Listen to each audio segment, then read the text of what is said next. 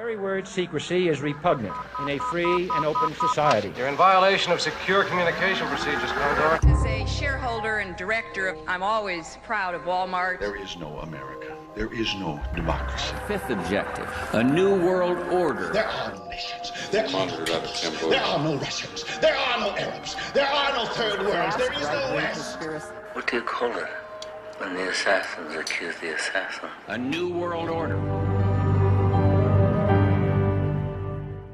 Thank you for plugging in to the Stones Unturned podcast. Believe me, the system will be fine. I'm your host, Professor Thomas Henry Horan. Hello, I'm Professor Thomas Henry Horan, and you lucky devils are plugged in live to the Stones Unturned podcast. The Stones Unturned podcast is a little different kind of podcast.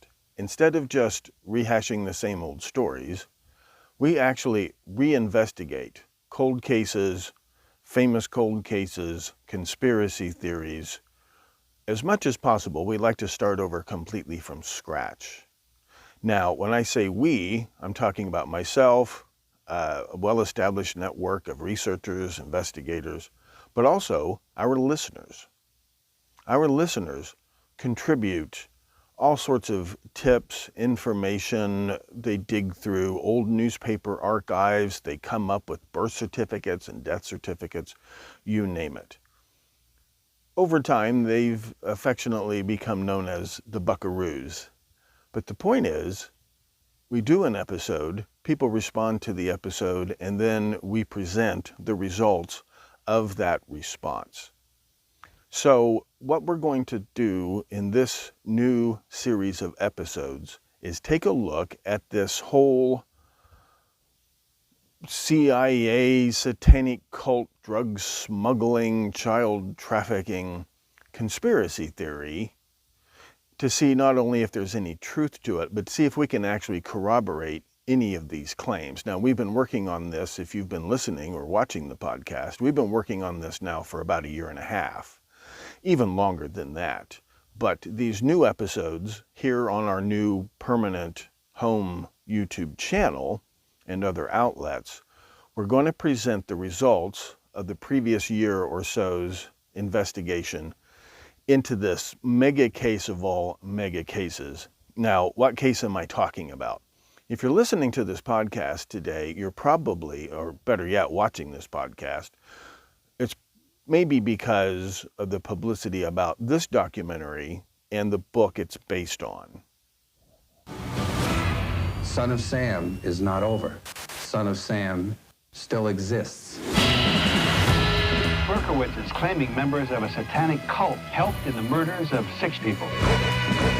I could feel a force pulling me into the darkness. This group is all over the country. They were devoted to bringing on the end of the world.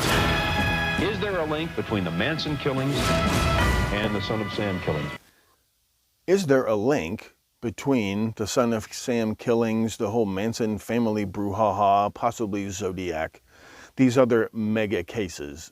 What I mean about mega cases is you have multiple homicides in multiple police jurisdictions that seem to add up to a single case. Originally thought to be serial killers, for example. And then there are these theories, or at least claims, that some of these mega cases add up to this gigantic mega case. So we've been trying to figure out, number one, if there's any truth to this, and number two, more importantly, we believe at the Stones Unturned podcast, we have found concrete evidence that does link these so-called mega cases together into one gigantic mega case. Now that's easy to say. Let's get on with the proof.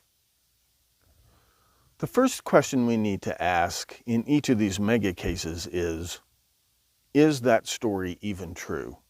For example, this is the original media sensational story about the Son of Sam murders in New York City in 1976-1977. This is a TV movie that was based on the original story that was sold to the public by the media and by law enforcement.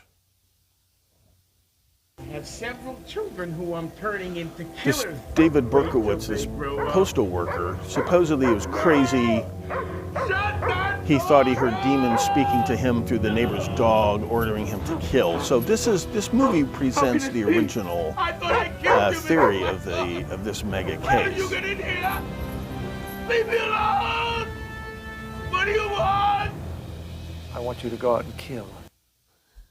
Kill! Kill! So, is there any truth to this? Well, apparently not, right? Berkowitz himself, after confessing to these murders, he starts dropping all sorts of hints and corresponding with various journalists and anybody who will listen that he was part of some kind of cult, some satanic or other weirdo cult that committed these murders for reasons that had nothing to do with being some kind of random serial killer. And that's been pretty thoroughly debunked by this podcast, by Maury Terry, and other people. So does that necessarily mean that this story is true? This is what Maury Terry thought he discovered. Is not over. Son of Sam. This is Maury Terry right still here. exists. He's no longer with us. Berkowitz is claiming members of a satanic cult helped in the murders of 6 people. And not only that Berkowitz had accomplices who were members of some kind of cult, but that there was some kind of connection between what they were doing and this other famous mega case, this Manson family of the late 60s, who several members of this group were convicted of murdering Sharon Tate and Abigail Folger, Wojciech Frykowski, Leno and Rosemary LaBianca, Gary Hinman, Shorty Shea. And this is the legend goes, this is what was sold to the jury, this is what was sold to the public, was that Charles Manson was some kind of LSD mind control guru who recruited these young people, young men, young women, into this drug-crazed hippie sex cult, and then ordered them to commit these murders because he thought it would trigger some kind of race war and civil war in America, and that he and his followers would emerge from this and take over the world. This is the story that was presented to the jury and to the public, not only by members of the Manson family, but by law enforcement, by district attorneys. This is a made-for-TV movie or whatever. This is a low-budget movie that was made about this case in 1997. Charles Manson, the father, his family. This movie hit the and their theaters right legacy before of the Son of Sam helter-skelter. shootings started. Now, Lorimar Productions brings to full life Helter Skelter, the number... Right. Helter Skelter, this best-selling book by the prosecuting attorney, Vincent Bugliosi. 100 million copies this book sold. This was the most notorious crime in American history up to that point. bestseller, the true story of the Charles Manson murders. True? I just kept stabbing her till she stopped screaming. I just wanted them to stop! Oh, dear. If you don't stop, I'll have you removed. I've got a little system. Call the next witness. You think I'm kidding? Ladies and gentlemen of the jury. Now, there's plenty of evidence that this little incident between the defendant, Charles Manson, and the judge actually took place. But is there any truth to this legend of Charles Manson as this mind control guru, self-taught mind control guru who created this notorious crime family and intended to use it to take over the world? Is there any truth to that? And while we're on the subject, is there any truth to this legend about the so-called Zodiac Killer going on at the exact same time as the Manson family, but in San Francisco? And the answer is no. This has been proven beyond any doubt whatsoever that the myth of the Zodiac Killer is not true. Right? This begins with Robert Graysmith's book that comes out in 1986, and this becomes the source of every movie and documentary that you've ever seen. Graysmith lied about these murders to such an extent that he actually, that book probably stopped them from being solved. And an important part of that myth is that these letters that are being written to the San Francisco Chronicle and other newspapers are confessions to these murders, and that the police proved that these murders came from the killer, etc., etc., etc. Now, if you haven't read this book, The Myth of the Zodiac Killer, a lot of this podcast is not going to make a lot of sense. And no, I'm not going to make a video series about the book. That's the reason I wrote a book. It kind of needs to be a book for a lot of reasons we'll get into later.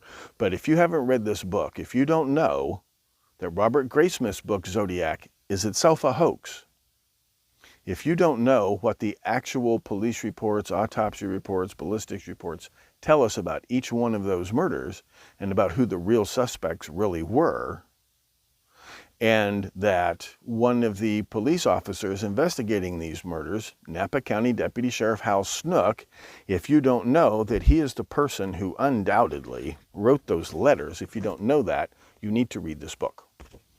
But my point for today is that the original myth that Son of Sam, David Berkowitz, was crazy and he heard voices telling him to kill, and that was the end of the story, that turns out to have been very thoroughly debunked by Maury Terry.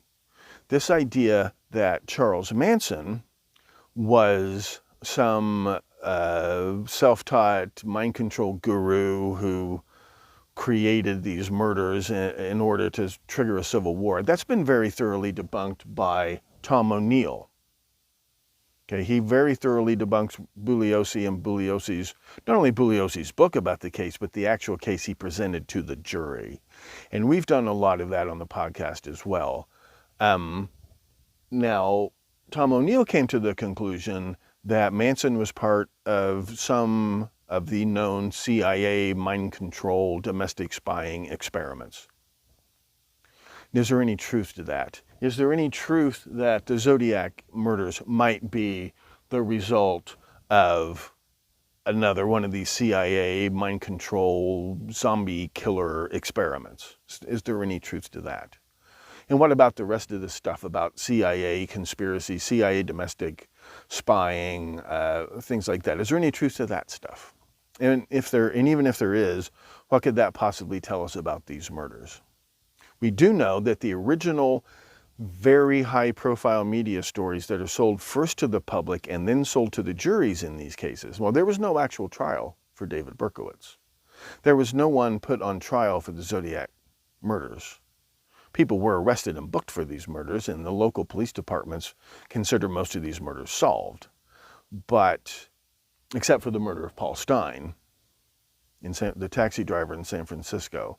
But the original official high-profile media hype stories of these cases have been very thoroughly debunked. And alternate theories have taken their place. Now, in this book, I stop with the material that was available to Graysmith when he wrote his book and that he lied about. Using that exact same material, all those files, and this is kind of unique. This is the only case, Zodiac is the only case, where we do have access to all of the original police reports, things like that. In Manson, Bugliosi took those reports home and never brought them back, so we've only seen some of them. We've seen some summary reports. We've seen, in some of the murders, like Gary Hinman, which was Los Angeles County Sheriff's Office, we do have all the original reports, and we can compare those reports to the two cases that were presented in the Gary Hinman murder trials. Main defendant Bobby Beausoleil. We can see how the prosecution's case changes from the original reports to what they tell the jury. And then they end up with a hung jury, so they come back with a different version of the case, which involves this helter-skelter stuff that Tom O'Neill pretty thoroughly debunks in his book. And then he finds this evidence that Manson may have been involved somehow, dragged into these CIA, FBI, mind control, anti-subversive projects. That's what we've got so far. Now, right, so then you have Maury Terry comes up with this theory that the original David Berkowitz, Son of Sam story, that's not true. He thinks he finds evidence that Berkowitz was part of some nationwide and perhaps worldwide cult, satanic or otherwise, that tortures and murders animals, tortures and murders people for various reasons, that they're involved in narcotics and weapons trafficking as well as human trafficking, and this is the case that Maury Terry presents in his book. And what about like this Church of Satan? What about this Temple of Set? Nicholas Schreck, former member, he's written exposés. People have written exposés about Scientology. What about this famous American rocket engineer, Jack Parsons, and his wife, who belonged to a Crowleyite esoteric group, the Ordo Crepusculus Orientalis, or whatever made-up Latin name they gave it, this OTO. And undoubtedly were members. Did this cult go on and turn dark and start murdering people?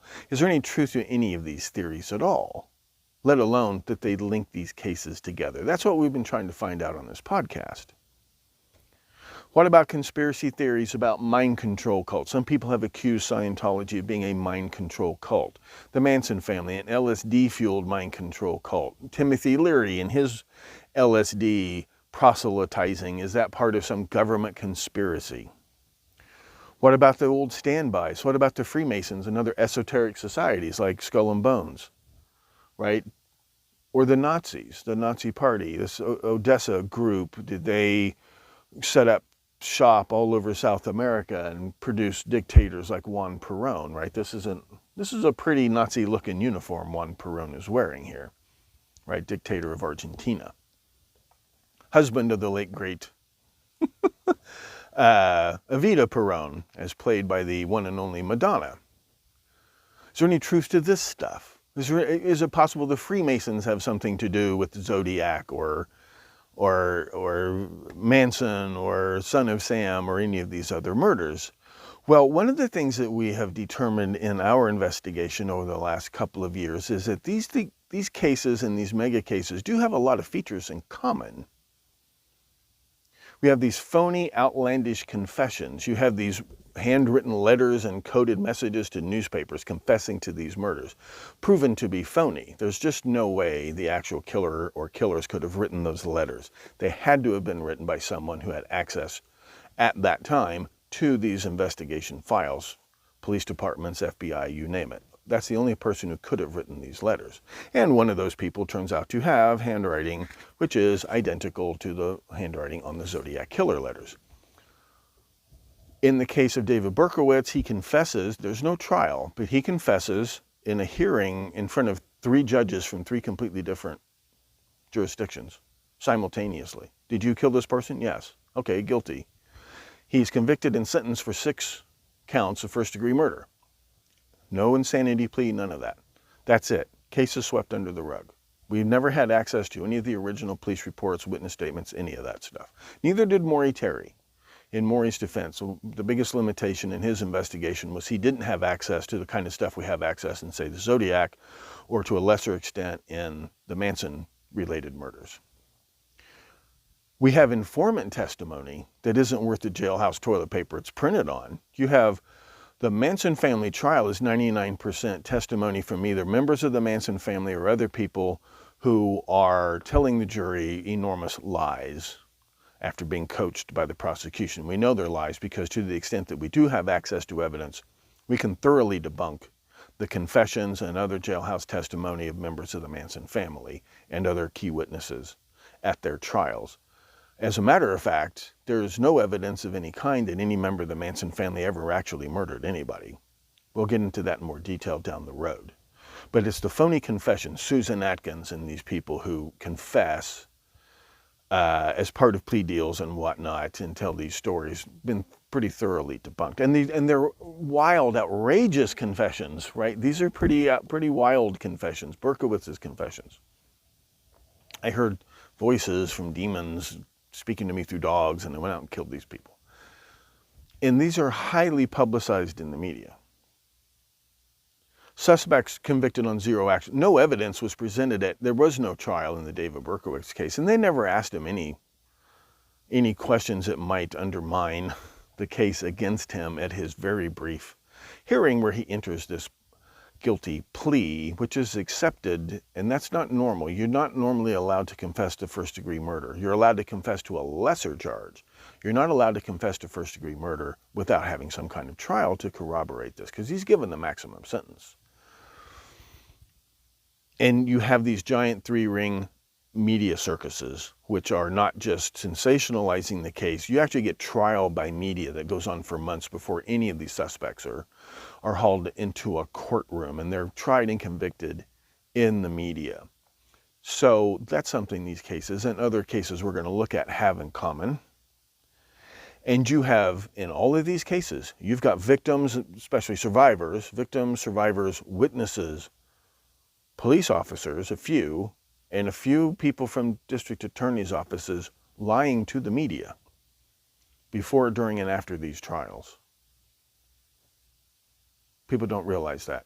You got, in Zodiac killings, you've got survivor Mike Mageau telling lies to the police and to the media. You have, in Son of Sam, you have survivors and witnesses not being truthful, and, you know, victims' families not being truthful to the police or to the media. But in particular, you have investigators and you have district attorneys, a very tiny minority, very vocally misleading the public about what's going on in these investigations while they go on and then after they've concluded and we've got a defendant. That was something I thought was very interesting. Have all this in common. Phony, outlandish confessions, informant testimony that's garbage, suspects convicted of murders with no actual evidence that they're guilty. Doesn't mean that they're innocent, but it's just funny that they're convicted of first-degree murder. And in the case of the Manson family, I think 6 defendants were sentenced to death with no evidence except phony confessions and phony informant testimony that we can thoroughly debunk and should have been debunked at the time. A lot of people were debunking this stuff at the time, but they got ignored. And speaking of this giant media story that seems almost like it's being orchestrated by the investigators themselves, and last but not least, victims, witnesses, other people lying to investigators and to the media about the case. These cases have a few other interesting points in common. Number one, what look like random murders for no particular, and certainly no sane reason, you suddenly end up talking about narcotics and weapons trafficking, human trafficking. We've got, in a lot of these cases, we have subversive militant groups, almost what we today would call terrorist groups. We've got people cropping up who are in the spy game in various ways. For example, Bugliosi's bosses in the district attorney's office, including men like Evel Younger, were all former CIA, or a lot of them were.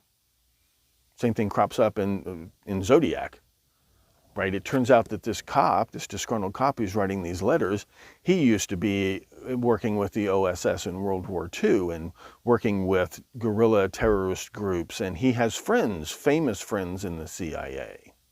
This keeps cropping up in case after case.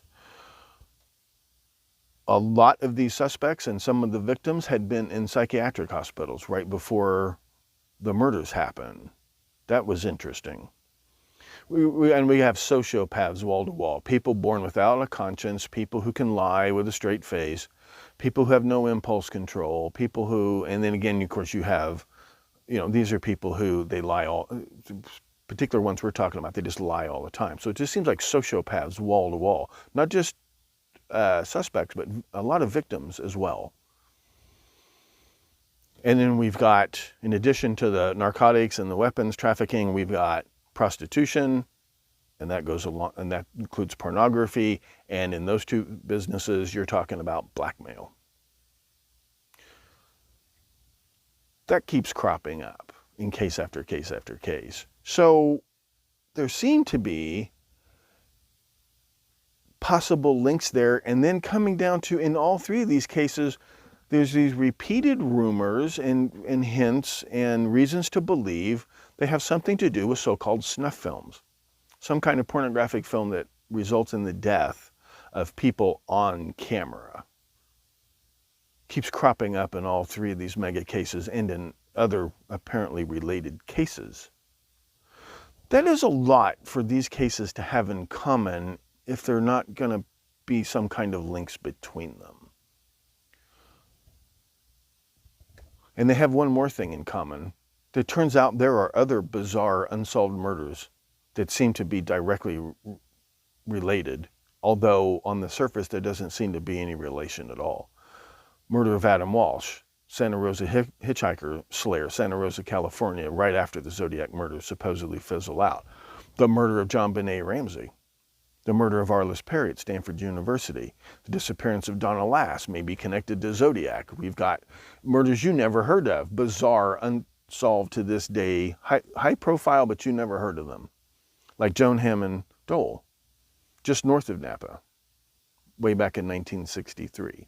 And these cases turn out to have links to these famous mega cases, and these cases every one of these murders is unsolved. Although there's been this high-profile solution, this phony baloney confession by Otis Toole to murdering Adam Walsh has been thoroughly debunked. That's a lot of weird things for these cases to have in common when they took place in different parts of the country at different times. So we thought that was interesting. But if there are links between these cases, why didn't people like Tom O'Neill and Maury Terry, who spent years and years and years investigating these cases, and Tom O'Neill's book is pretty compelling. First of all, he very thoroughly debunks Bugliosi, in particular in the case against the Manson family. Doesn't mean they're innocent, but it's just a case presented to the jury. And we've done even more with that. So in his case that Manson had something to do and had some connection with these people involved in CIA mind control experiments is pretty compelling. And Maury's investigation, where he debunks the standard Berkowitz, Son of Sam story, and he thinks he's uncovered this narcotic smuggling, weapons smuggling, prostitution, blackmail, snuff film ring of Satanists, and he thinks that it's linked to the Manson family and possibly Zodiac. Why don't these two books do something to corroborate each other? Why don't they meet in the middle somewhere? Why didn't Tom O'Neill and Maury Terry both come up with at least one name, the same name, in both of these mega cases? And why didn't they find any actual links between their cases and Zodiac? If these cases are so similar, and if all these hints that there are links between them and rumors, why didn't these two guys find that? We tried to, those books are over 20 years old. The last edition of The Ultimate Evil by Maury Terry came out in 1998, 1999. And the documentary didn't present any new information of any kind, still based on the 99 edition. Tom O'Neill, I think, this is 1998, right? So we've had 20 years of the buckaroos and other volunteer citizen researchers digging through stuff. You don't have to be smart to be an investigator. You have to have a lot of time and energy to put into digging through newspaper archives, digging through genealogical records, all this grunt work that people have been doing for 20 years. We and a lot of the buckaroos are people who've been doing this for 20 years, and they heard about the podcast and they've started corresponding with us and contributing. We couldn't go any further than Maury or Tom O'Neill had gotten. We couldn't really corroborate. In Maury Terry's case, you've got all these anonymous suspects pointing vague fingers at anonymous, vague witnesses pointing vague fingers at anonymous suspects. So it's hard to do anything with that. No one's identified Mr. Real Estate. No one's identified James Camaro, and that makes it tough. In Tom O'Neill's case, we still couldn't, there's a lot of reason to believe he's on the right track, but we couldn't really prove these guys right following their trail. And once again, they don't really corroborate each other. But that doesn't mean that we failed to find connections between these cases. We actually did find concrete connections that not only prove a lot of this stuff, at least a lot of it, but do prove that these cases, all three of these cases, really are connected and connected to other cases. But we weren't able to do it by following up on Maury's work or Tom O'Neill's work. Now, why is this? It turns out that we were making the same mistake that they were making and other people have made. And that is, it seems like Charles Manson's the most important person in this story, and chronologically, of course, he appears just pretty much first, we think. Starts with Manson, then the next thing you know, you got Zodiac, then the next thing you know, you got Berkowitz and Son of Sam. And of course, he's a compelling figure anyway. So we all thought that if we could just explain Charles Manson once and for all, if we could fully and totally understand Charles Manson, if we could just explain Charles Manson, then that would explain the rest of these cases, if they were connected. If we could just explain Charles Manson, that would explain everything else, or at least be the key to explaining everything else. That's a mistake Maury made, that's a mistake Tom O'Neill made, that's a mistake everybody has made, and we made that mistake for a while here at the podcast. But what we uncovered may surprise you. Charles Manson's not even the most important member of the Manson family, let alone the most important person in the story of these three mega cases, or this mega case of mega cases. He's not the most important person. He's important. He had an important role to play. He had an important role to play in the Manson family, but he's not the most important member of the Manson family. And you know what? That's not really that surprising. If we know that the legend of the Manson family is mostly lies, wouldn't the biggest part of that legend also be the biggest lie, that it's all about Charles Manson? Identifying who really was the most important member of the Manson family, and that process of digging that out, led directly, it's not a short path, but it did lead directly to an absolute, no doubt about it, we've done it, we have cracked the murder of Paul Stine, one of the so-called Zodiac killer murders.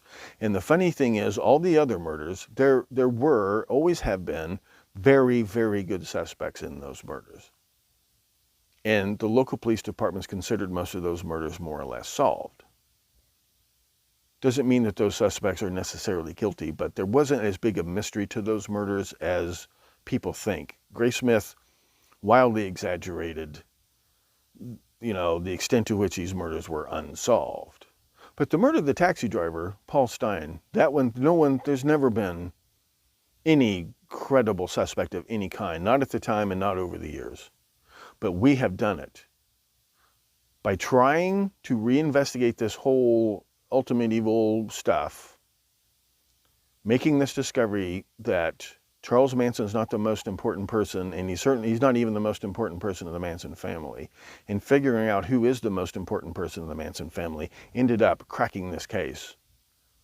And you will see, I will show you on that, there's just no doubt about it. We have identified this man in these sketches. There's 3 witnesses saw at the scene of the crime. We have identified this man, there is no doubt about it. How we did that is a fascinating story. Well, to answer that question, let's begin with the official story as told by the official author and spokesperson of that story. This is Vincent Bugliosi, and as Tom O'Neill points out, Bugliosi is interesting. He's the exact same age as Charles Manson, and like Charles Manson, he's got the gift of gab, and he has this ability to convince people of wild things, whether they're corroborated by evidence or not.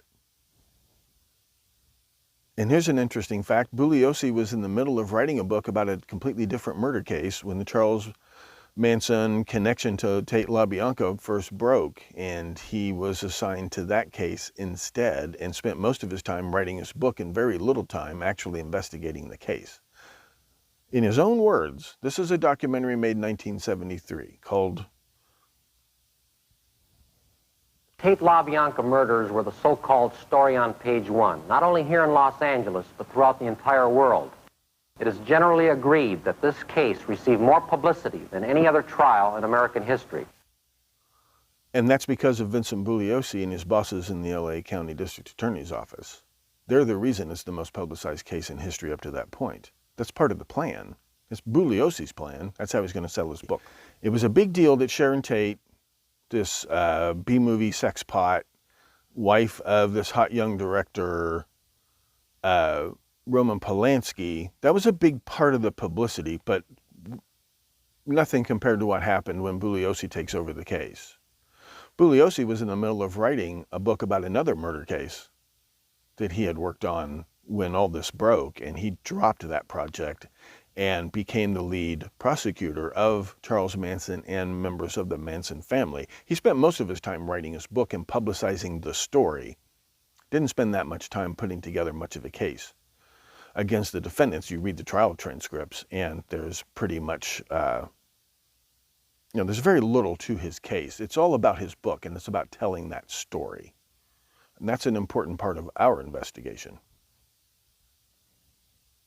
As Bugliosi himself explains, moreover, the killers turned out to be so incredibly far out and unusual in their lifestyle and philosophy that when their identity became known, they actually upstaged the victim. Not easy to do, right? When your victims are famous Hollywood people. And that's an important part of what's going on here. The case becomes more about the killers than it does about the victims. Most high-profile murder cases, it's all about the victim and feeling sorry for the victim and the victim's family and other survivors. These cases, whether it's Son of Sam, Zodiac, or Manson, it's more about the killers than it is about the victims, which is interesting. And that these killers or alleged killers are just far out. And that's probably the best phrase. These characters of these killers are very far out. Now, supposedly, the real motive behind the Manson family murders was this idea of triggering a race war that would become an American Civil War, maybe spread around the world, and then the Manson family would come out of hiding and take over. This is Bugliosi explaining this theory. It explains the title of his book. What Manson was seeking to do by these murders was to ignite helter-skelter, that is, start the black-white war by making it look like black people had murdered these 7 Caucasian victims. In his warped mind, he thought this would cause the white community to turn against the black community and ultimately lead to a black-white civil war, a war which Manson foresaw the black man as winning. Manson envisioned that black people, once they destroyed the white race and assumed the reins of power, would be unable to handle the reins of power because of inexperience, and would therefore have to turn over the reins to those white people who had survived helter-skelter. So in Manson's warped, twisted mind, his family, and particularly he, of course, would be the ultimate beneficiaries of a black-white war. That's funny because the Communist Party thought they would be the ultimate beneficiaries of a race war in America. A race war that had already been raging for several years before Manson even got out of prison. And another big problem with this helter-skelter theory is very simple. The police never for 1 second ever considered this far-out possibility that any of these murders, Gary Hinman, Sharon Tate and her friends, Lino and Rosemary LaBianca, and Jerome Shorty Shea, and the death of John Hott, Christopher Zero, member of the Manson family, they never for 1 second thought, hey, maybe black people did this. There was absolutely no reason, or if any of the murderers were black, it never crossed their minds that this was some kind of a race attack. So where did Bugliosi get this idea?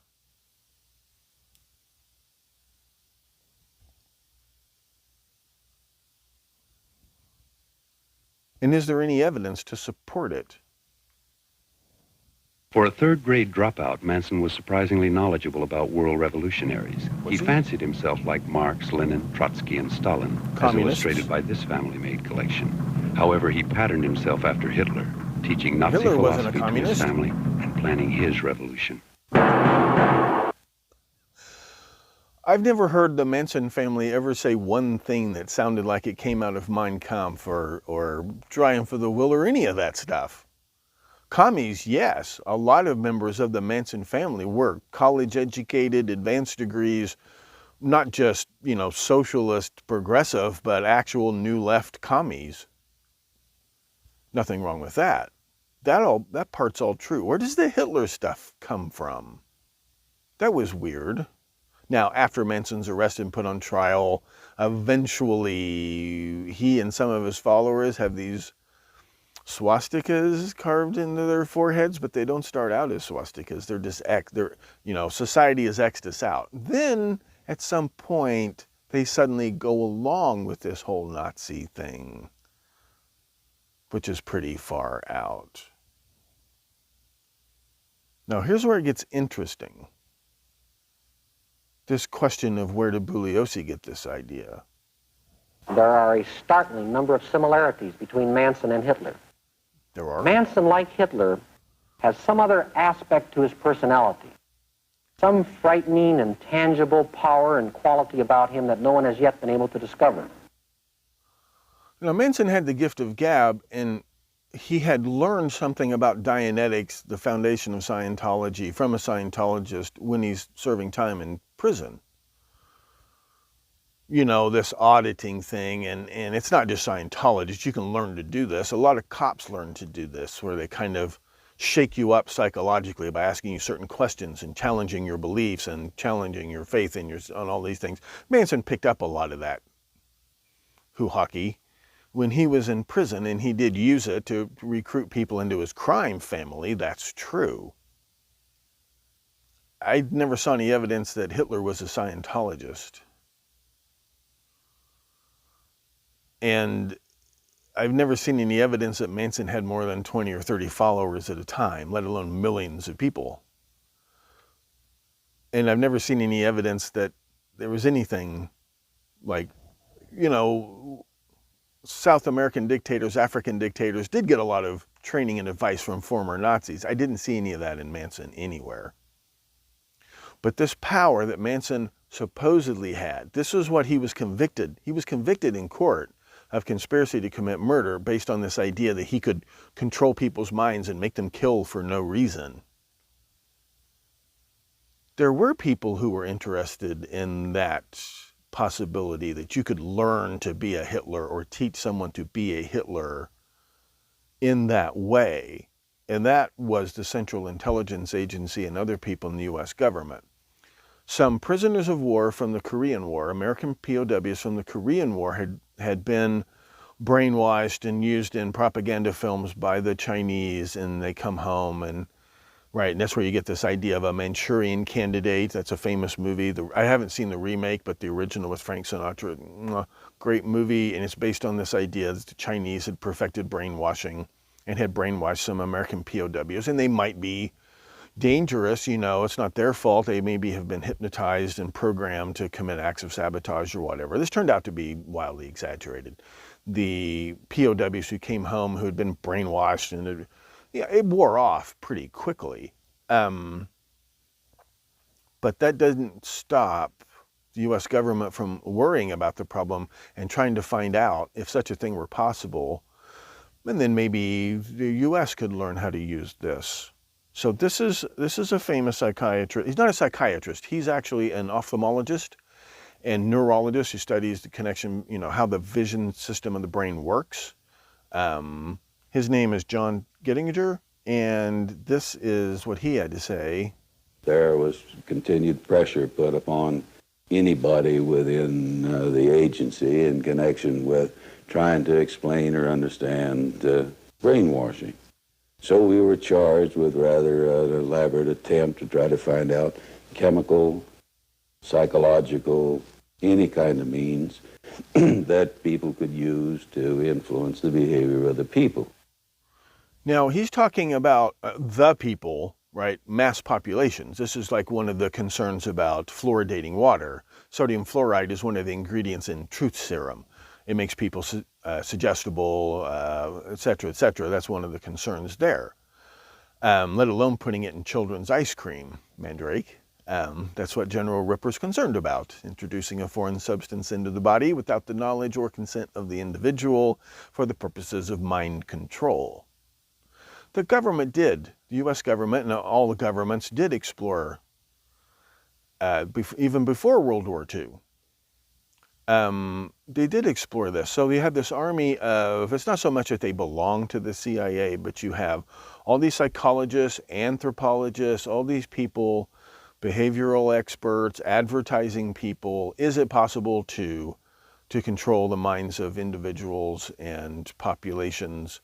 And this was given a pretty high priority, and a lot of money was spent, and a lot of horrifying experiments took place. Not all of them, but a lot of horrifying experiments.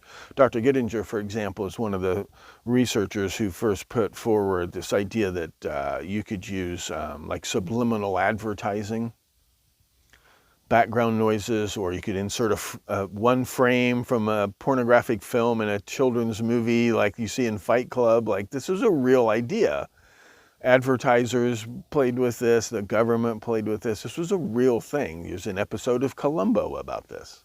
Well, isn't this relentless propaganda campaign about brainwashing? Isn't that a kind of subliminal advertising? Charles Manson, the father, his family, and their legacy of helter-skelter. This was the biggest, interest in Zodiac died down pretty quickly. Interest in Son of Sam died down relatively quickly until Maury Terry brought it up again. Manson. When I was a kid growing up, you know, I wasn't even 5 years old when the murders took place, but growing up, all you heard was Manson. Friends of mine were fascinated with Manson. You heard Manson. He was always in the news. He was like 10 times bigger than OJ, if you can believe that. Is there a subliminal message there? And speaking of Hawaii Five-0, half the plots on that old TV series, which is going into production before any of this stuff happens, in the real world, it's all about brainwashing. It's all about brainwashing hippies, right, with drugs. It's all about putting people in isolation tanks and breaking down their identities, called tabula rasa, and giving them... It's all about that stuff. You see it on Star Trek. You see it on show after show and movie after movie. That's kind of a form of subliminal advertising. But Dr. Gittinger was talking about very specifically things like this. Well, let's listen to a couple of members of the Manson family talk about Dr. Gittinger's theory of subliminal programming through visual images in mass media like movies and television. This is Nancy Pittman. Nancy Pittman and Lynn Fromm, Squeaky Fromm, two of the most loyal. Many members of the Manson family wandered away and never heard from again. But a few of them, including Nancy and Lynn, were still hardcore believers in Charlie. Lynn Fromm actually tried to assassinate, maybe, President Gerald Ford in 1975. So let's hear what they have to say. We are what you have made us. We were brought up on your TV. We were brought up watching Gunsmoke, Have Gun Will Travel, FBI, Combat. Combat was my favorite show. I never missed Combat. I always watched Combat because the guy that was the lead in Combat was my hero. You know, he was a big, strong dude, and he shot 40 or 50 people in each show, but he was still the hero. He was still the beautiful dude that was doing it for some kind of cause, which they never told us. And I'd wake up every morning, you know, early in the morning before anybody was up, and I'd turn on the cartoons. And I'd watch 40 or 50 or 60 minutes of people shooting people. They'd make it exciting, you know, they'd be on stagecoaches or with whips or whatever, you know, Snidely Whiplash, and they'd make them, you know, characters that would catch the kids' attention. And this guy you were looking to for, you know, entertainment or whatever you want to call it, was killing all through the show. Every show we ever watched was all killing, all those old-time gangster movies. The Untouchables, where, Gunsmoke, you know, it was The all Rifleman. exciting. They were in the cars with the low hats on, and they were cruising, and they were shooting out the windows, or, you know, it was all exciting. And all the hit shows. we are what you made us. Exactly. So what's the big deal? 5 or 6 people get killed, and you all freak out and put it on us, and we're just reflecting you back at yourselves. Now, where did she learn this dissertation on TV programming children to be killers?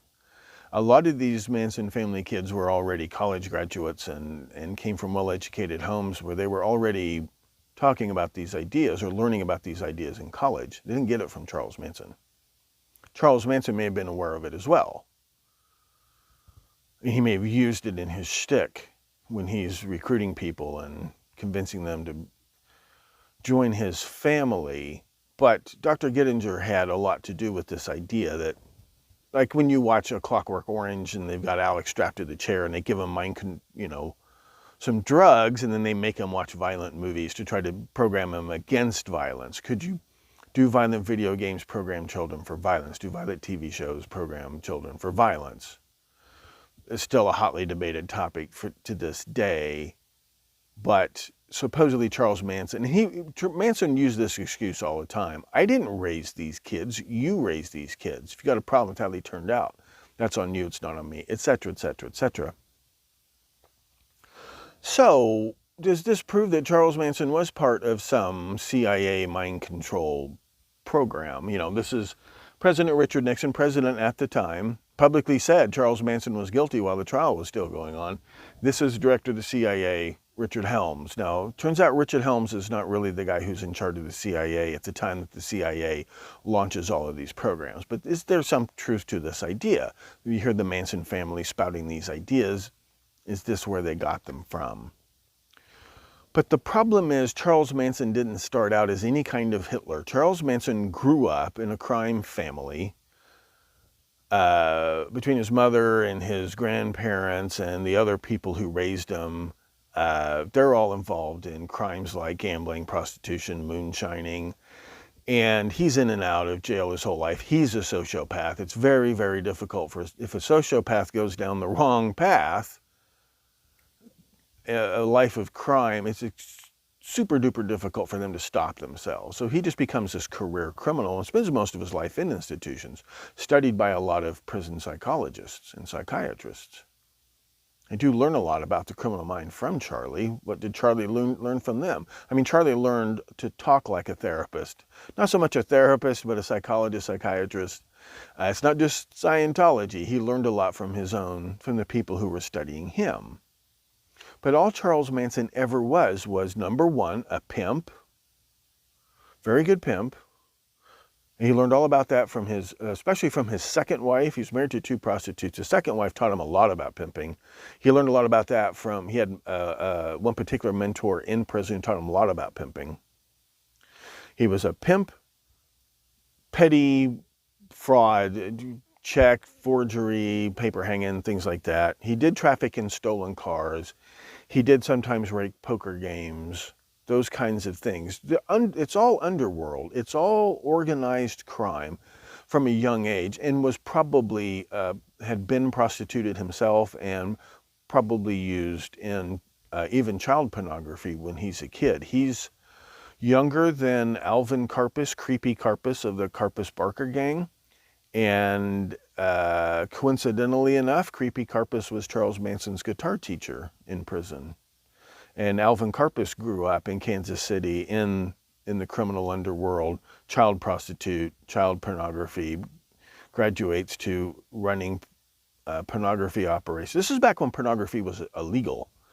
People today don't realize pornography was illegal, and then making pornography was a crime because you're paying people to have sex, and that's prostitution, which is true. Prostitution, pornography, and then blackmail is a huge part of that. Manson would have been involved in a lot of blackmail operations, and most of the money for the Manson family came from blackmailing these kids as parents. These are usually middle-class kids, not working-class kids. They're middle-class kids. Their parents are doctors and lawyers and engineers, and basically extorting money, you know, Mommy, Daddy, send me money to come home, or whatever. Manson could leverage a lot of money from these people, and he learned that growing up. He learned it in prison, and that's all he ever was. That's all Charles Manson ever did. But his last stint in prison, he's learning, he's getting better playing the guitar, and he becomes a songwriter, and he's not a bad songwriter. And his goal when he got out of prison, the reason he moved to San Francisco, the reason he moved to be near Hollywood was for his music career. He thought he'd be another John Lennon or Bob Dylan or one of these guys. And this is one of his songs he wrote and recorded.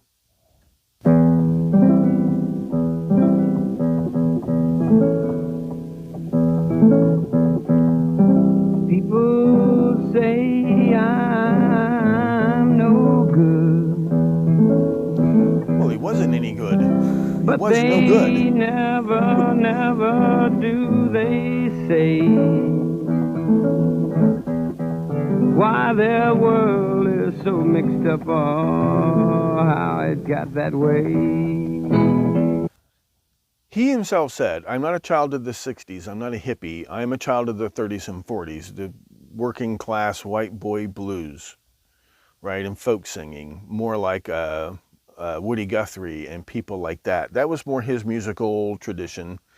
He's not the world's greatest singer or guitar player. He's not a bad songwriter. And he was really good, apparently, at improvising songs, making it up as he goes. And he could meet a person. And through his life experience and through his training as a con artist and a pimp, and his training, got some training in Scientology and his training, accidental training from psychologists, he was good at reading people. He would have been a great fortune teller. He would have been a great trance medium fortune teller. He would have made millions. And apparently he was good. He could meet you and have a very brief conversation with you, and then he's starting to sing your life story back at you, or sing about you, and making up these lyrics. He was apparently pretty good at that. And he was good enough, and he did make contacts with people. He would use his kids in his prostitute family to ingratiate himself with record company executives, Hollywood people, and they offered him a couple of contracts as a songwriter, and even thought about like creating a whole phenomenon around him and his family. And it's based on an idea that came out while Charlie was in prison the last time. Even before he got, I think this movie came out in 57, and I think Charlie was paroled once in 57 and was out until 59. This is a movie called A Face in the Crowd. If you haven't seen this movie, it stars Andy Griffith and Patricia Neal and, my gosh, all these fabulous actors. James Franciosa, this fabulous cast. And this movie was written and produced by Hollywood insiders. It's something of a satire. It's kind of like Dr. Strangelove. It's a very serious satire on the whole pop culture industry. And it's about this hobo, this Charles Manson kind of guy, a ne'er-do-well, harmless ne'er-do-well, who happens to be a gifted troubadour and songwriter, and he just happens to meet the right person. Happens to be a woman. He's a manipulative sociopath, womanizer, just like Charlie, and meets the right woman at the right time, and she turns him into a huge star, and he becomes a huge political influence. We're going to watch a long scene from this. This is where she first meets him. She's a producer at her uncle's radio station in Arkansas, and she has this program where she interviews real people, kind of like a podcast, and makes them interesting, and she calls that her little program A Face in the Crowd, and she goes fishing in the local drunk tank and meets this guy who ends up being called Lonesome Rhodes, and he's played tour de force performance by the great Andy Griffith. Ain't Mama a beauty? Oh, a guitar beats a woman every time. You know I never have seen a woman I could trust like this old guitar. Love my mama guitar. She's always there waiting for me to pick her up and hold her. Never asks me for money or goes cheating around when I ain't looking. And if she gets a little sour, why, I just give her a little twist like so, and we're right back in tune together. Hey, Lonesome, sing rye whiskey. Lonesome. Hallelujah, I'm a bum. Oh, she can see that plain enough. You know, ma'am, well, there were a bunch of fellas like us, outcasts, hobos, nobodies, gentlemen loafers, one-time or all-time losers. Call us what you want to. Whenever we get together, we tell our funny stories. Me and Beanie and the rest of these hand-to-mouth tumbleweed boys like you see in here. If whiskey don't get us, then women must. And it looks like I'm never gonna cease my wandering. But deep down, when we get ready to tuck our heads under our wings and go to sleep, we ain't kidding ourselves. We're so low down lonely, the fella we couldn't stand the sight of this morning. Tonight, when the guards get ready to douse the lights and plunge us into darkness, why, that same fella seemed like our nearest, dearest buddy. 10,000 miles away from home, and I don't even know my name. But I ain't crying. That's what Charles Manson was supposed to be. He was supposed to be a real-life Lonesome Rhodes. That was the goal when he got out of prison. And everything he did, everything his parole officer did was try to get him, make this happen. Charlie's playing in all the coffee houses and right, these famous dirty little clubs around San Francisco and builds up a little following, and he gets some practice and moves to the Los Angeles area, and he uses his girls to meet record company people and get these deals. I don't know if Charlie actually saw this movie, but it was made by people who, like Dr. Gittinger, would have worked with in this industry of controlling the masses and teaching them to buy cars and cigarettes and toothpaste. And looking for a guy like this. And she gets him on radio and television, and then he gets sponsors, and then he gets this one particular sponsor. It's his former general, military intelligence, and he's pimping this product called Vitajex, which is kind of like an early, whatever it's called, Viagra or whatever. It's this male virility pill. It's, it's a placebo, and it's a huge product. He becomes a huge political influence, and of course there's a big fall. It's a fable, and it's a very well-made movie. But this is the idea that Charles Manson's going for. This jailhouse poet, jailhouse troubadour becomes this huge star. That's the plan. And the funny thing is, Charles Manson's not the first one to come up with this plan. There's Mel Lyman in Boston. He's a few years ahead of Charlie, and he's doing the same thing. And he's gathered this family around him, this cult-like following who dedicate their whole lives to just supporting him, so he has all day to sit around and learn how to play and sing, keep his career going. This is Mel Lyman. He rubbed elbows with people like Bob Dylan. He was a great harmonica player. And he's got this cult, the Fort Hill community, also known as the Mel Lyman family, in Boston in the 60s, helping him do this. They're still around. They're kind of like this communal group, and they've invested their money in real estate and whatnot. This is Mel. We're all playing machines, If you've ever seen machines. Charles Manson flap his gums, if you really sounds a blow lot on like your little this. machine there, you're playing music too, don't you? Right, you're playing music on that camera. If you really swing with that machine there. You said I should cut, so I cut it. But that's stupid. I told you, you don't take me literally, for God's sake. Why don't we turn the camera on you two guys, and you fight it out, and we'll run the camera. Why, would you be upset if I turned the camera off during the song? Would I be upset? Yeah. No, I wouldn't be upset at all. I just think it would show me where you're at.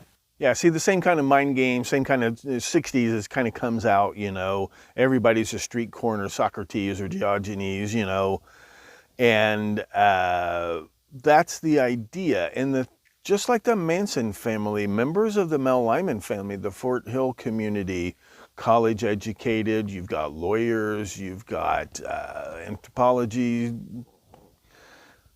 grad students and people like that. Very interesting. And it's going to turn out there are an awful lot of concrete leaks. The same people who are helping create this Mel Lyman phenomenon, they go into business creating the Charles Manson phenomenon.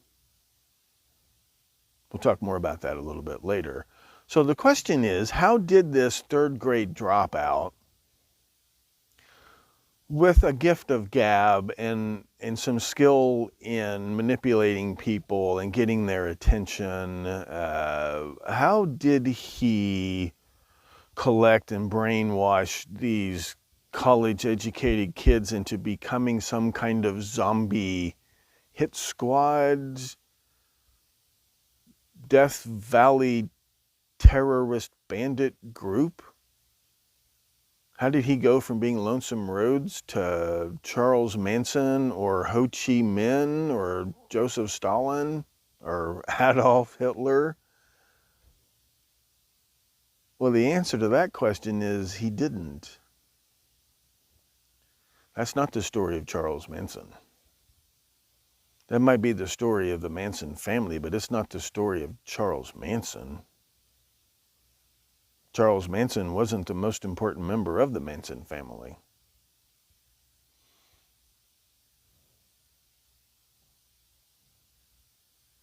All this stuff about Helter Skelter, about Charlie recruiting and brainwashing an army of vegetarian hippie terrorists to help him start a civil war and then take over after the Civil War was over.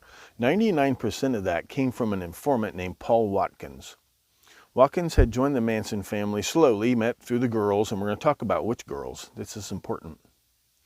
He's another Charles Manson, except he didn't grow up in jail. He grew up in a religious family, and he was real involved in his church and really involved in church youth activities. And as he learned to play and sing, he's a much better guitar player and singer than Charles Manson. His songs aren't nearly as interesting or compelling, and he becomes attached to the Manson family. And when they're suspected of being involved in the murders, first Gary Hinman, then Tate LaBianca, he's the one who tells Bugliosi all about Charlie's plan for Helter Skelter. And this is that same 1973 documentary. He claims he got out of the family right, but he's like, I'm concerned Charlie's going off the deep end and I want out. We'll see about that. But he's the one who tells Bugliosi about Charlie's plan for Helter Skelter. Oh, everybody else is talking about the murders, but Paul Watkins talks about Helter Skelter. Everything was for was always for fucking. That's what everything was for. If we weren't doing that, we was leading up to it. And if we weren't leading up to it, we was doing that. And that's what it was all for. That's what everything we ever did was for. Until he got on his Helter Skelter trip. And then it seemed to change. According to Paul Watkins. Now, after this, and after certain members of the family start making plea deals and things like that, they start going along with this story. Well, everything was all about the sex and the music until Charlie got on his Helter Skelter trip. According to a lot of members of the Manson family, that happened around Christmas, New Year's of 1968 at this house owned by this guy, or the family of this guy named Mark Rosen. Now, I'm going to get an angry email for calling him by his real name.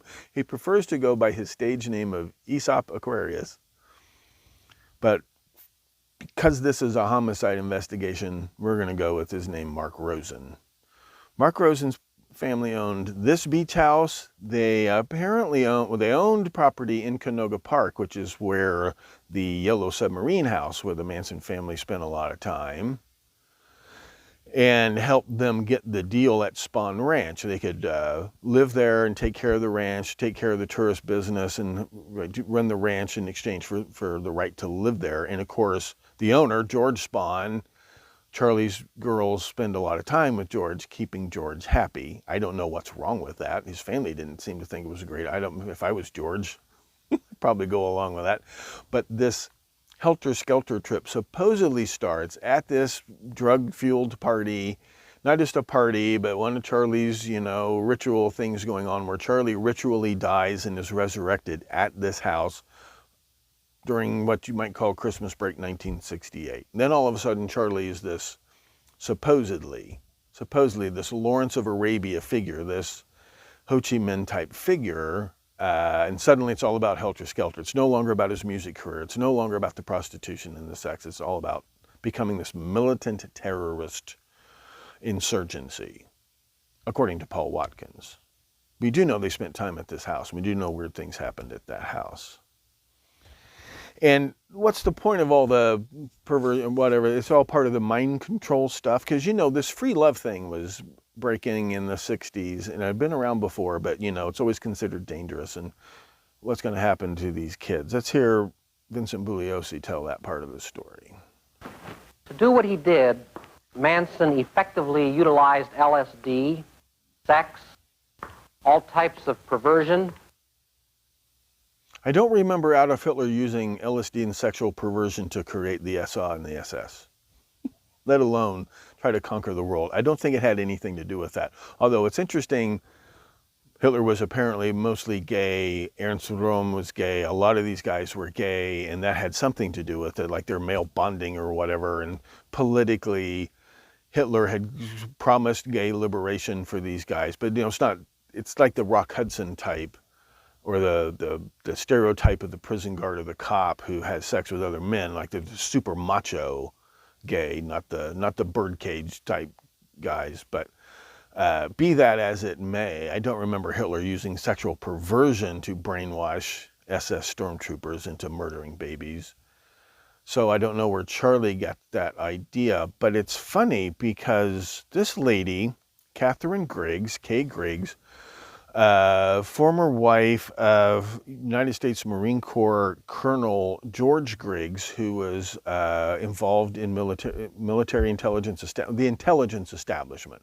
It isn't just guys in the CIA or Defense Intelligence Agency. These are former people who work in that stuff, and then they go to work as journalists, or they go to work as teachers, they go to work as corporate CEOs. This intelligence establishment that you hear about, right, the really secret part of the deep state, her husband was deeply involved in that. And there's this Operation Mockingbird, which, there's Operation Chaos, MK Ultra, Artichoke. Then there's Operation Mockingbird, which is a deliberate attempt to coordinate propaganda by utilizing contacts in the film, television, and music industries. If there was a plan to propagandize the idea of mind control, or to use mind control, or to use mind control to propagandize the idea of mind control, these are the people that supposedly ran this, and it was supposedly called Operation Mockingbird. There was an awful lot of this going on. Nobody ever found a piece of paper where it said Operation Mockingbird. But she also blew the whistle on some, her husband and their friends, these general officers, colonel or above, right, not lieutenant colonel, full bird colonel, brigadiers, major generals. Once you get promoted into that level of not just the military, but in the intelligence establishment, this is where she said, like, there would be this initiation. Her husband would get drunk and tell her these things. She found his diary where he talked, in letters where he talked about this stuff. And this all came out during a very messy divorce between the two of them. And she made a lot of allegations that sounded crazy at the time, and this is one of them, that they would use these orgies to, like an initiation, but then it's like how they keep their members loyal and things like that. What is this this consistent thread of the sexual degeneracy and the homosexuality and just the raw, base nature that seems to be so prevalent? Have you ever determined what it is? I mean, why? Well, it's a way to handle them, to control them.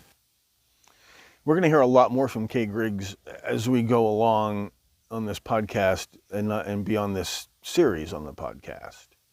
This is what Charlie did learn to do, and he spent his whole life learning to do this from a lot of mentors, using sex, like you, for example, not only to make money through prostitution, but you can sort of control. You find out what a person's need is, and the need that they can't satisfy at home, or they can't satisfy, and it's secret, and they have to keep it a secret. In those days, if you were homosexual, you had to, you could lose your job, you could, terrible consequences. So if you could provide that person with what they needed, I mean, they get addicted to you and your kids on your string, your whatever, and then you can blackmail them, but you can also learn to control them, right? When you identify what their fears are, what their shames are, you can learn to control people, manipulate people, at least certain key people, for a lot of reasons. Charlie, it was money, right until he suddenly got on his helter-skelter trip. But I think it's interesting that these allegations that Charlie was an extension of some kind of government intelligence deep state project, and here you have and she's not the only one who's been one of these whistleblowers, that these things were being done by this establishment, this secret intelligence establishment. It's interesting. Let's hear this one more time. Do what he did, Manson effectively utilized LSD, sex, all types of perversion. And that, again, comes a lot from Paul. All the guys had to get over all their homosexual things by doing everything that you could possibly think of doing with guys. And all the girls had to do everything they could possibly think of doing with girls. Any kind of combination that you could possibly think of. Lots and lots of people from the Manson family said this was true. Like, you'd join the family and then it's just an orgy all the time. And fueled by marijuana, LSD, maybe a couple of other drugs. That is something pimp does. I mean, you have to learn to do all the tricks, and you have to learn to do all the tricks without hesitation, right? You have to be a professional. You have to be a professional sex performer. People don't need to pay for, you know, plain vanilla sex. They have to pay for what they can't get for free. And that can be that's part of your job as a pimp. You know, and people don't realize there are at least as many boy prostitutes as girl prostitutes, and it's probably more boy prostitutes than girl prostitutes.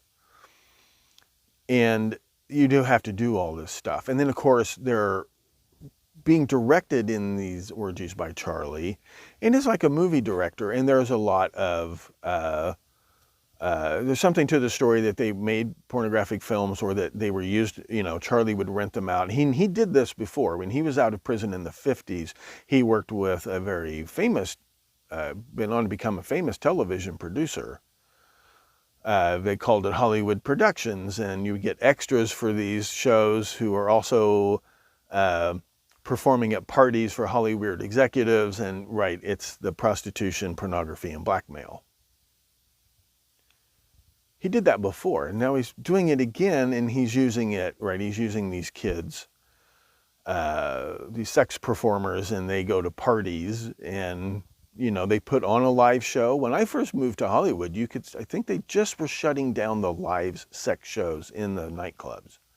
But you could go to parties. People would have parties, and they would hire performers to come and demonstrate, you know, and then there could be audience participation, I suppose. I was never high-ranking enough in Hollywood to ever get to actually join the party, but Charlie's family performed a lot of this, and some of them had been doing this already. Susan Atkins was already a performer in Anton LaVey's Witches' Sabbath Cabaret Act, which they would do not only in the nightclubs, but you could hire them to come to your house. You can hire singers to come to your house. You can hire jugglers. You can hire, if you've ever been to one of these big corporate Christmas parties, they'll have a troupe of performers. They're telling fortunes, and they're singing, and doing all this stuff.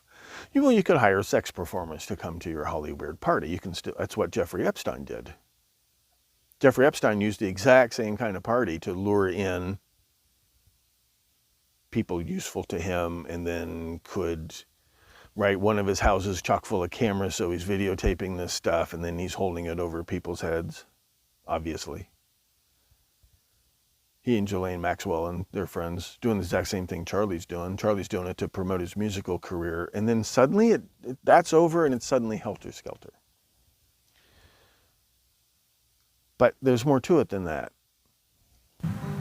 These children were denied nothing. These are babies born to the Manson family. Smoked pot, dropped acid, and participated in the family orgies. Or they brought children with them into the family. And supposedly the children even participated in orgies, not less that they were molested. I mean, I'm not going to dwell on this, but I mean, you see this little girl with this haunted look. You see, that was Steve Grogan, the one they called Clem. He was already a convicted pedophile before he ever joined the Manson family. And he was a member of a cult right next door. I mean, over the hill, there's this other cult that had been there since the 40s called the Fountain of the World, who had a Christ-like figure, Venta Krishna. And Manson's luring a lot of their members into his family. Why is he doing this? And one of them is Steve Grogan. And you can see her. You can see Clem fondling that little girl in that one brief clip. So this is apparently actually going on. And Charles was raised that way.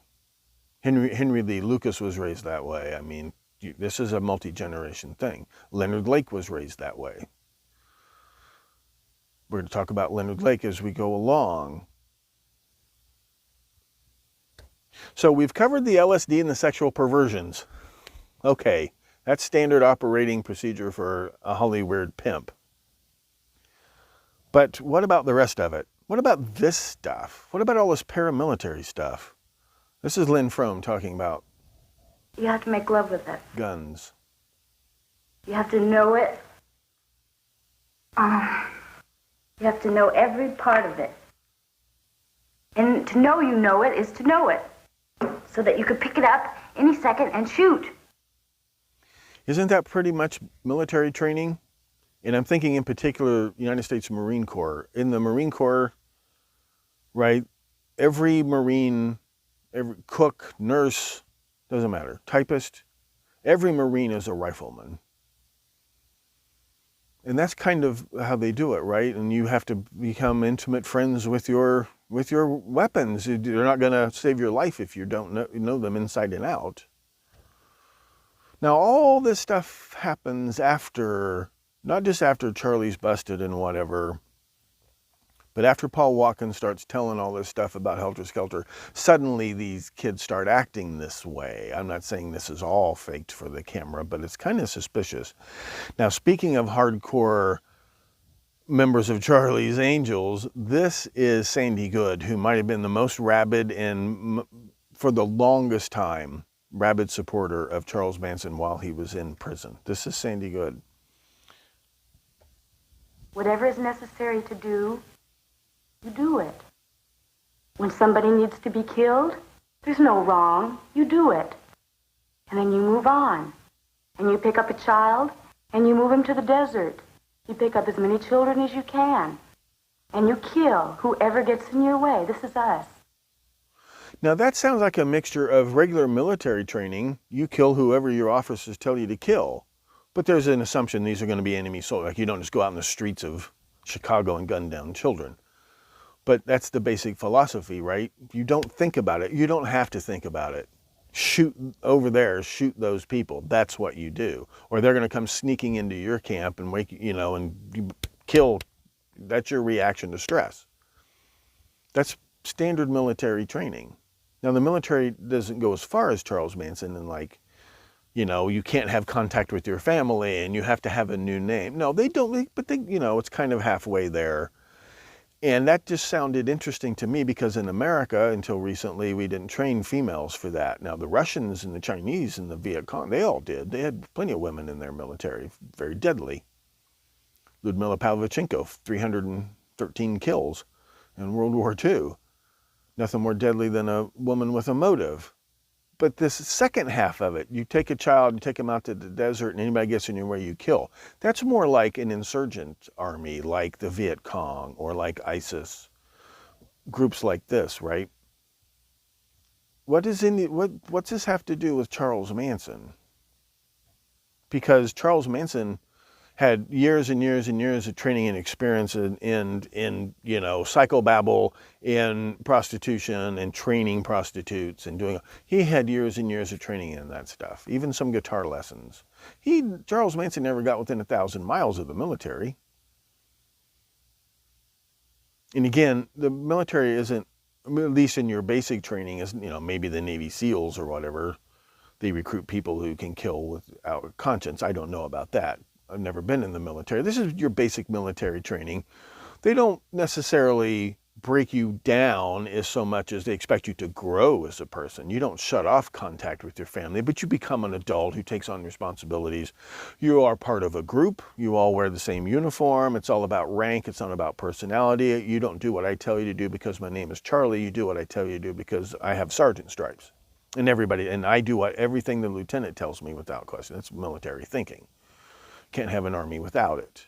But Charles Manson never got anywhere near the military, and none of his mentors in prison had anything to do with the military. Where did Charlie learn how to do this stuff? And where did Charlie learn about brainwashing? This is a scene from that great movie, The Manchurian Candidate. You got to see this movie.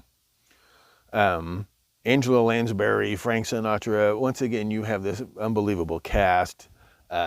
This actor plays Wo Fat. He plays the same basic Chinese brainwashing expert on recurring episodes of Hawaii Five-0. Where did Charlie learn about this stuff? Does that prove Charles Manson was part of some project like Chaos or MK Ultra? Or Mockingbird, or maybe some secret plan we never heard about, the church committee never found out about? Is that true? And even if it is true, the next logical question would be, where did the CIA learn how to turn somebody into a Charles Manson? Hitler didn't spring fully formed from the earth. He had lots of mentors and he had lots of training. And the most overlooked and probably most important manipulator of Adolf Hitler might have been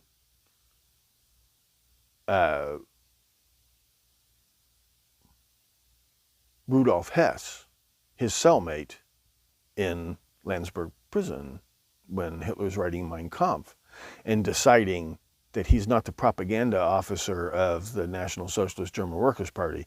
Hitler decides he is the Fuhrer. Hitler had been propagandizing and prophesying really the coming of the German Fuhrer, the German Messiah. They actually used the word Messiah for a while. And this was supposed to be Erich Ludendorff. And so you have this, they called it the beer hall putsch, but you have this attempted coup in Bavaria, in Munich in 22. Hitler's actually wounded in this skirmish, and he's sent to prison. He becomes totally disillusioned, not only in Ludendorff. I don't know where they got the idea Ludendorff was the Fuhrer. But while he's in prison, and there's Rudolf Hess, a highly intelligent man himself, who's deep into this Thule Society and all this stuff, he's telling Hitler, well, the problem is Ludendorff's not the Fuhrer. You are. You're the Fuhrer. And kind of convinces Hitler of this, and Hitler believes it and becomes the Fuhrer very successfully. We're going to talk about Rudolf Hess and the trial of Rudolf Hess and what MI5 might have learned from Rudolf Hess after 5 years of torture and drugs and you name it, and brainwashing. We'll talk about that. Where did the CIA learn how to turn Charles Manson into Adolf Hitler? If there was any truth to that. Where did they learn that? And if Charles Manson is not the most important member of the Manson family, okay, fine. Who is? Who is the most important member of the Manson family?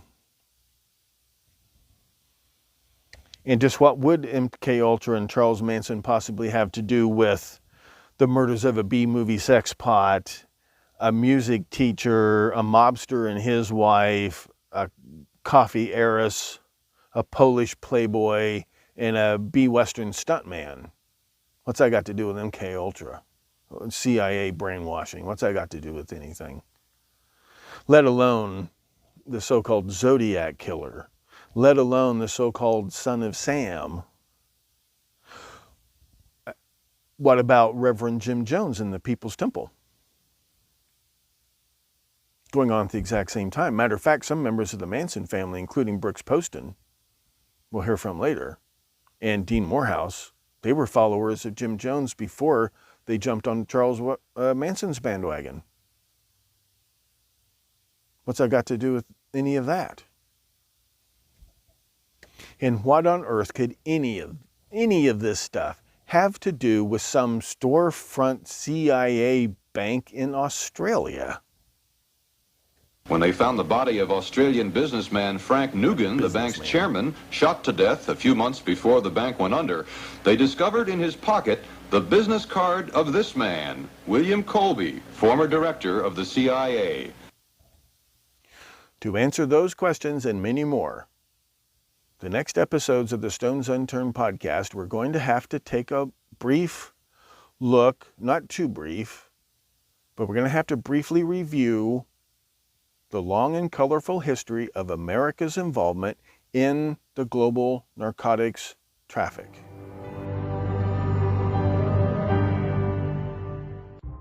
I'm Professor Thomas Henry Horan, asking you to please stay plugged in to the Stones Unturned podcast. He reads everything.